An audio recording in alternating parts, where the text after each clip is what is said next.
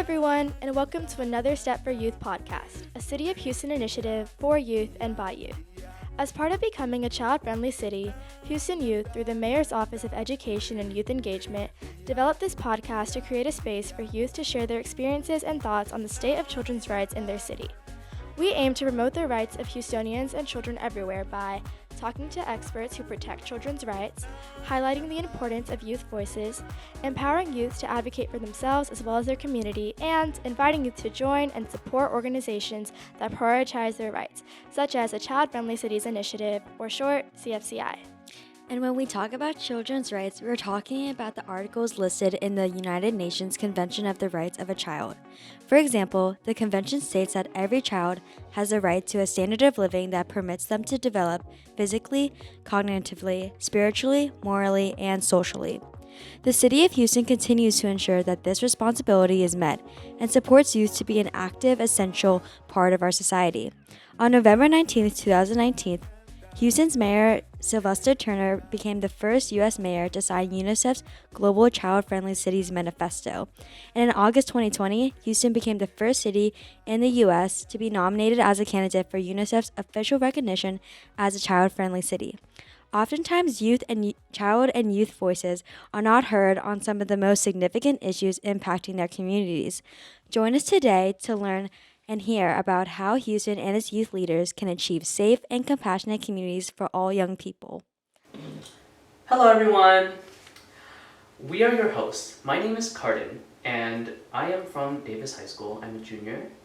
Hi, I'm Alexander, and I'm a junior from Energy Institute High School.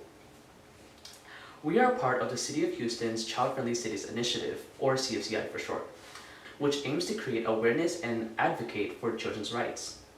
Today we will focus on a child's right to life and best possible health, based on the following articles from the United Nations Convention on the Rights of the Child. Article 6, which reads that every child has a right to life. Governments must do all they can to make sure that children survive and develop to their full potential. And Article 24, which states that every child has a right to the best possible health. Governments must work to provide good quality healthcare, clean water, nutritious food, and an overall clean environment so that children can stay healthy.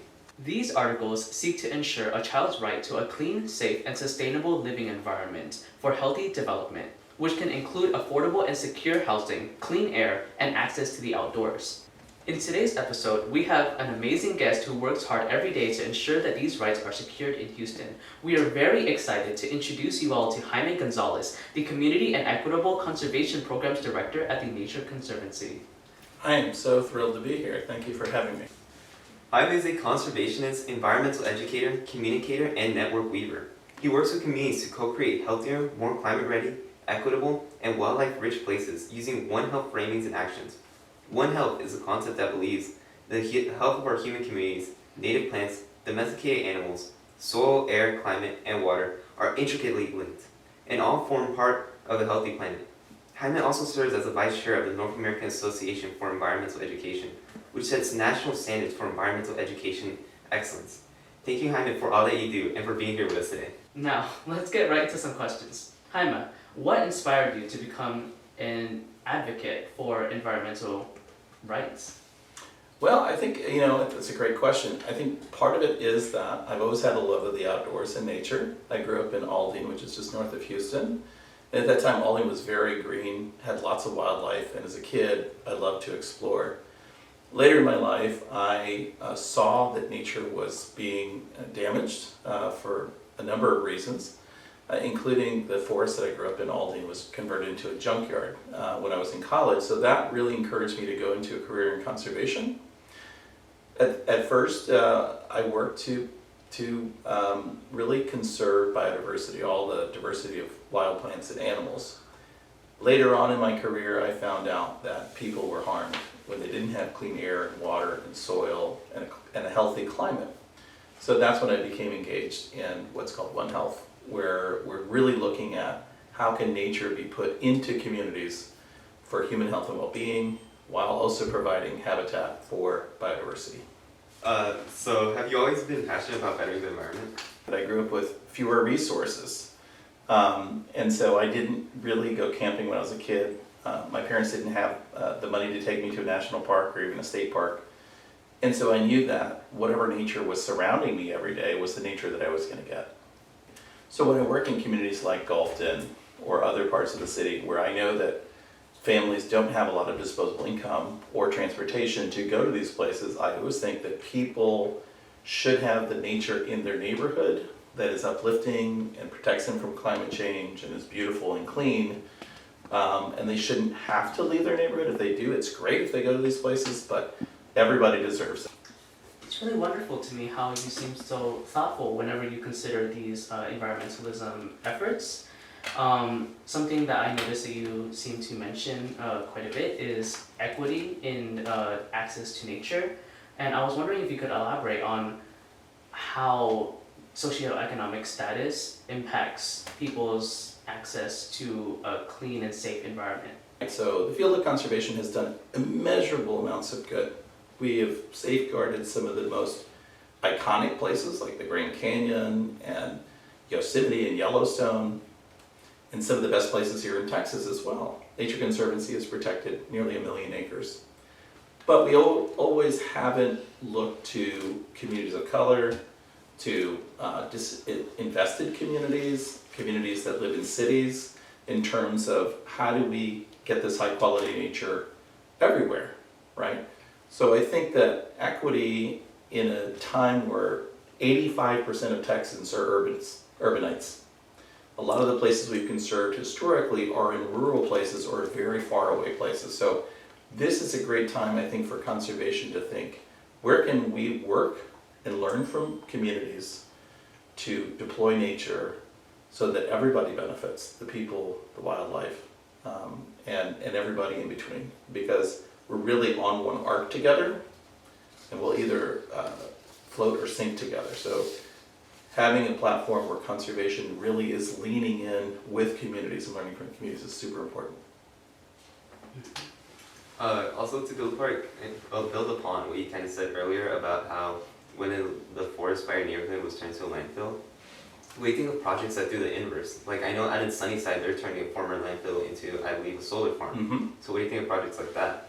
Oh, I think it's great. Anytime that you can take a piece of property that has been damaged by something that we as humans have done in the past and either bring more biodiversity or more functionality and more jobs. So the solar farm project that the city of Houston is doing is fantastic. They're taking a piece of property that we use for another purpose, can't necessarily build houses and things on that, but using solar there as an option for job creation, for creating cleaner forms of energy is fantastic.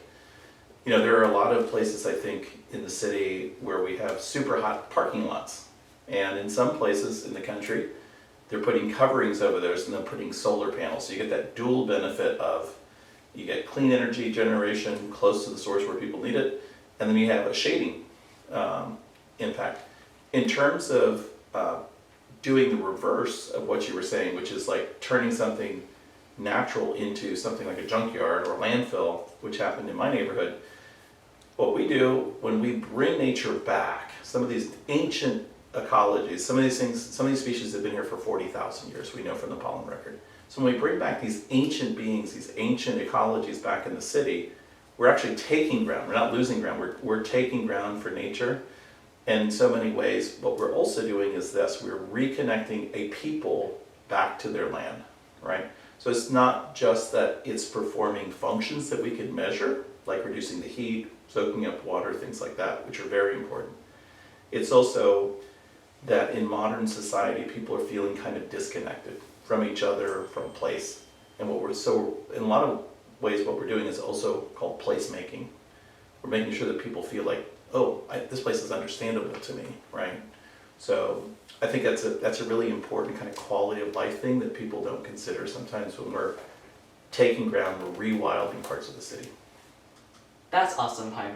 And also, we just wanted to highlight that recently, the Houston Mayor's Office of Education and Youth Engagement launched a Children's Outdoor Bill of Rights, an initiative developed by the Cities Connecting Children to Nature program, which Jaime was a committee member for. The Children's Outdoor Bill of Rights is a list of outdoor experiences and activities each Houston child should have access to, and establishes a common foundation and high aspirations for connecting our communities to nature. Have you signed on to the pledge to support the Children's Outdoor Bill of Rights, Alexander? Yes, I have. How about, well, I mean, you're a committee member. but I still signed the pledge. I got my family and some of my friends to sign the pledge as well, because those 12 principles, it took us a while, the city and its partners, to develop those 12 principles because we wanted them to mean something. And unlike some other Children's Outdoor Bill of Rights from other cities, we're not just focusing on the kind of enriching aspects, the right to see wildlife. We're also really realistic about the fact that Houston is one of the most climate vulnerable and damaged cities already. So a right to shade, that was something that popped up because we're experiencing extreme heat. A right to clean air, because we know that Houston doesn't meet ozone. So what we're doing is we're trying to say nature has the ability to enrich your life. It has the ability to protect your body and those of the ones that you love, and it has the ability to connect you to place. And so I think if you look at the 12 principles in the Outdoor Bill of Rights, which everybody co-created, and the mayor signed recently at City Council, which is so exciting, I get to be there, that is really attending to the real lived experience of children in Houston. Next question, Jaime. Your work is directly related to creating healthy environments that help youth and Houston communities thrive. What opportunities and challenges have stuck out in your efforts to support children to reach their full potential? We know that nature has the ability to do lots of things for children. One is children that get regular exposure to nature actually do better academically. They have higher self-confidence, they have higher feelings of self-worth. So nature is one of these key aspects of a healthy, full life that the opposite is true as well. In what are called nature-deprived neighborhoods, there's oftentimes higher levels of mental illness. There's lower feelings of self-esteem. So the absence of nature actually does harm to communities. The more nature we can get into communities, the better. Also this, I think a lot of people don't understand that what nature and what are called nature-based solutions, basically using nature to help us protect the city against climate change, is super helpful for kids. Here's why. If you get flooded, I just spoke to a lady yesterday that got flooded during Hurricane Harvey 2017. It's 5 years, this is 6 years later, almost. She still has no walls on half of her house, right? She lost her car, and this happened to tens of thousands of Houstonians. So if we don't have nature to help protect us from these increasing heat, increasing floods, increasing challenges that climate change present, well, that has a downstream effect, because if you lose your one car, your parent may lose their job, which impacts everything in your life, right? If you lose your house, that generational wealth that you're trying to build up is gone. So I think sometimes people kind of see nature in the background, but at this time we need to bring nature into the foreground to say, if we care about equity, we should care about nature, because nature can help us keep the equity that we have. And with the absence of nature, it could accelerate inequities that already are chronic in our city. How do you think we can promote these ideas? Because I know that sometimes nature projects, despite all the benefits you listed and how they can help our environment, sometimes nature projects might not be met with, say, full support. The truth is that the general public may not understand all the benefits of nature, but it's not their fault.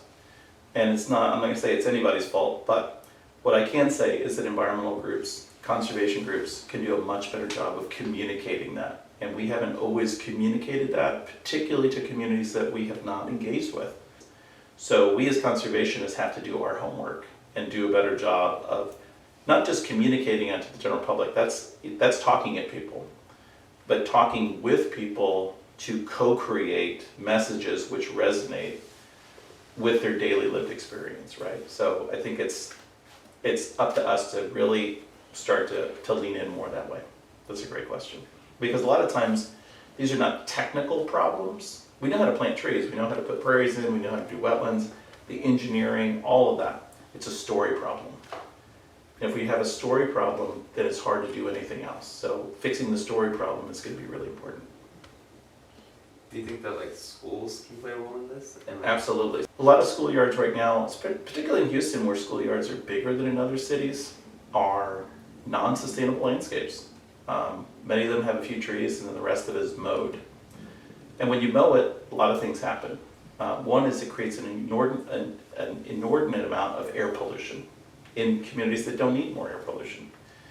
Also, when you mow grass a lot, what happens is the soil becomes very hard and compacted, becomes hot, and it doesn't soak up much water. So it's not helping us keep water out of our neighbors' places either. And the last piece is, sometimes other adults will tell me, like, kids have really changed, they don't like the outdoors, but the truth is since when I was a kid, adults have changed the outdoors. They have made it very still, they've taken a lot of biodiversity out, they've made it boring, and at the same time, adults created video games, which are nature rich, and where you can take chances. So they took away the risk and the biodiversity and the beauty and the movement outside in the real world, and then they threw it into virtual worlds. And then they asked me, like, well, why do kids like video games?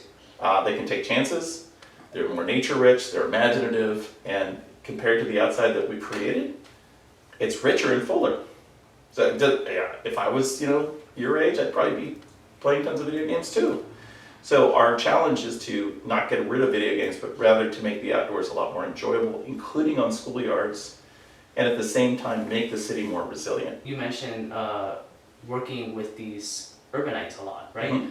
Do you think that there are differences between conservation efforts in urban spaces and rural spaces? How do you think that they might be different? Yeah, that's a great question. So if you look at the data on perceptions of nature of urbanites versus folks who live in more rural communities, what you find is that folks who live in rural communities often live out there because they like nature, but they tend to have more, in general, this is a generalization, this is not to the person, more utilitarian values around nature, which means that they see nature as more of a kind of a resource to be used, right?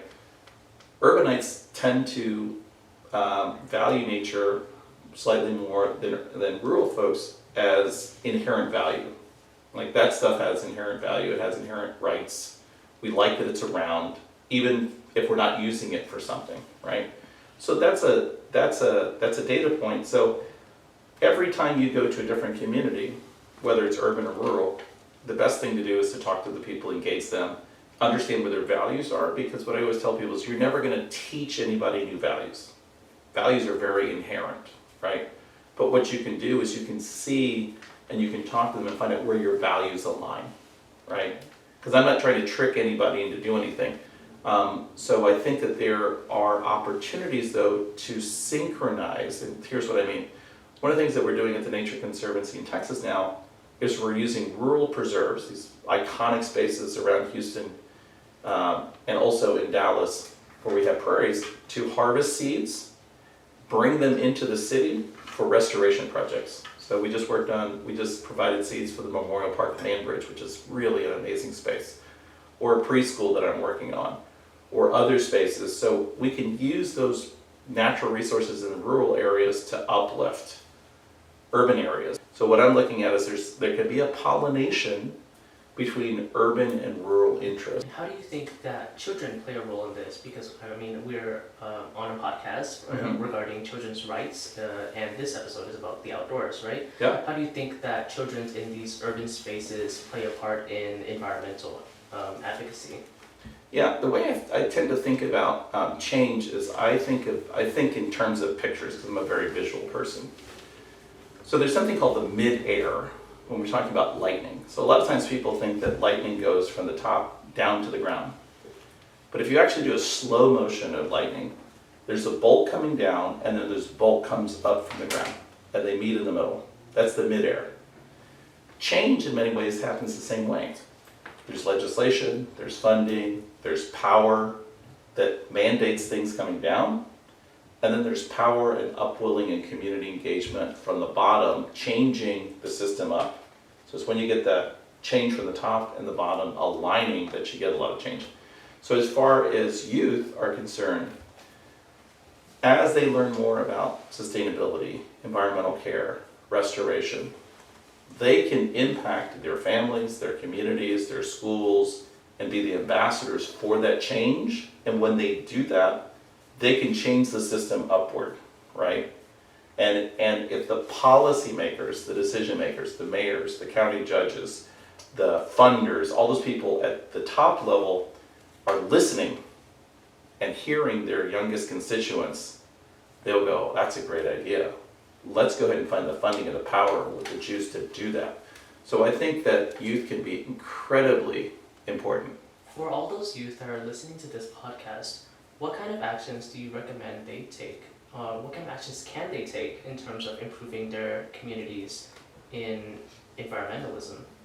Yeah, I think that there are a couple that I can think of. One is learn about your neighborhood. Learn the history of your neighborhood. Ask people, older people, about your neighborhood. Use apps, like right now the City Nature Challenge is going on. It's a global competition to observe anything alive that's around you. And so where I'm going with that is we use something called iNaturalist. It's an app that's free for Apple and Android. You can download it and start making observations, but what you can also do is learn what lives around you. I was looking at the data for Harris County today, and we have over 10,000 species that have been identified. So learn what's living around you. Because that's part of an education that doesn't happen in schools oftentimes, but it's part of living in a place and being a citizen of a place. The other thing I can say is get to know your decision makers, write letters. You're not voters yet oftentimes, but that's okay. Learn the practice of being civically engaged, right? So learn about your place, be civically engaged, and also lead with your voices. We talked about this a little while ago, but don't wait until you're adults. You too are not waiting until you're adults to do this, which is fantastic. So own your voice at this time. And because we need, if the adults had all the solutions and we're going to do it, they would have done it, right? So we need you all to lean in as well and be our peers, not not under us, but actually shoulder to shoulder working with us to get these things done. So do you think this whole idea of youth making civic change and us working from the bottom up instead of from the top down, do you think that's something that's more present within our younger generations, like say Gen Z or even the ones that will follow us? Oh, 100%. When I was your age, I felt no empowerment to speak out like you two are. Zero. We were basically told to stay in our lane, wait for our turn, just fit in. And I think with the advent of social media, but also in the change of these demographics and youth, that they're demanding change. And I think that that's so important and so right on, because this is your world that you're going to be inheriting and being the leaders of, and you shouldn't have to wait until mistakes are made for you to come in and clean them up, right? So you should have a hand on the wheel right now as you're learning to drive this ship instead of waiting for somebody to just turn it over to you. So I love that. I think one of the challenges is that youth have traditionally not been seen as leaders. And so sometimes they are not up-powered or given agency to make those changes. But at the same time, they need to be given things like paid internships. They need to be given opportunities for career learning. They need to be paid for tree plantings. And they need to be engaged in a way where they're co-creating solutions.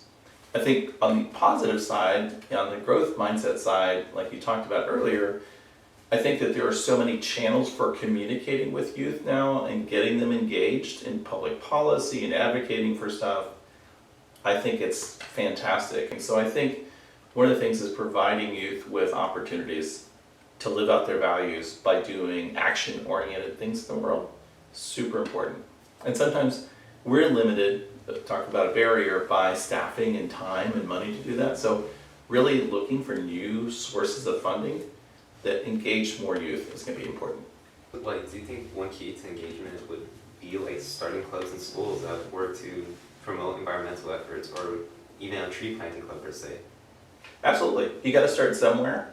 And I think that school clubs can be a really great place to generate ideas, to really have a dialogue. Not that everybody has the same answer, but really start a dialogue. What can we do given the power that we have, the resources that we have, the voice that we have, and then throwing it at the wall and seeing if that works, taking a real live action. So if you look at many people in the business world and scientific world, in any sector, who are successful, you'll find out if you talk to those people, they probably have failed a lot. And I think clubs give you an opportunity to play with lots of ideas and try things. So I think that those are great. I think you gave some wonderful advice for youth trying to go down this path of environmental advocacy. In summary, what advice do you have for youth who intend to go down this path of environmental advocacy? Like what is your overall solution for them? Yeah, I think that there's a lot of things to try. I'm all for youth or anybody trying to get into a space or into a career in trying different hats. So it might be that your particular love could be working on policies that could change things downstream. It could be that your love becomes literally doing things like planting trees or pocket prairies or doing something physically in the environment. It could be that your passion is working with communities to make sure their voices are heard, that when we do designs and projects in communities that we've worked with the community, so being a community engagement person. It could be that you are going into a different field altogether, but you use any influence that you have or any resources or money that you have to give back into the environment. So what I would say is there are so many different ways to positively impact the environment without being an environmentalist or conservationist. But if you want to go into that role and do that work, then trying on different sorts of things and not putting yourself into a tiny box before you decide what you want to do. And then once you find your passion, your love, make sure to also be flexible, right? So that's the thing I like about my career is I've been flexible. I get to do communications and ecological restoration and teaching and social media stuff, and I think if you keep it flexible, it's more enjoyable. Sometimes even when you find that passion, you're still scared to pursue it. Do you have any advice on that? Like, how can you overcome the fear of going to this great big world where there's a lot of more influential people than you, but you still want to make some sort of difference in that type of society? There are going to be lots of moments where sometimes you don't feel like you're enough, and I still feel that sometimes as well, or that the problems are so big, how can I possibly do anything about this? So to be completely fair, those of us who have been at this for a long time still feel those feelings, but you learn to find the beauty in everyday action. You learn that when communities need those sorts of actions, you draw strength in from them as well. So anytime you're looking at making a change in the world, it's going to be difficult. But that's when you lean on your support network and you continue to move forward. Well, thank you very much. And I think that's about it for today's episode. I want to thank you, Jaime, for joining us and giving us your time and your knowledge so that we can be more educated on ways to help support children's rights to safe living environments in all our communities. I really enjoyed hearing about how we as youth can get engaged in these environmental efforts and the difference we can make and the changes we can apply to within our schools or our communities. Well, I want to thank both of you for asking such great questions, being such great hosts, and also for being co-creators in making a better city for youth and kids, because it's kind of, people say kids are the future all the time. That is absolutely true. But youth are the people of the present, not just of the future. And so anything that you can do to make the city better starts the chain of good faster so that we can get to a better city quicker. So I appreciate all your times and all your efforts with the city. Thank you for considering youth in all of your environmentalism efforts. A lot of the time, youth are the people who are most concerned with the environment and our future because it is the planet that we will inherit. But also, it is important to understand that the people around us will also be affected if we were to improve our environment around us. We also wanted to thank you, our listeners, for tuning in, and we hope that you all enjoyed hearing from Jaime and have been inspired to advocate for children's rights yourself. Also, special thanks to the City of Houston's Mayor's Office of Education and Youth Engagement and the Houston Community Action Council for their support in the production of this podcast. Finally, in our next episode, we will discuss the importance of all children having the right to rest, relax, play, and take part in cultural and creative activities, and how we can better provide child-friendly environments for youth with disabilities. Our special guest will be Chrisette, youth advocate on rights for children with disabilities. And and a winner of the Young Inventors Association of America. That sounds like it'll be a great episode. Tune into our next episode to hear from them. See you next time. Bye.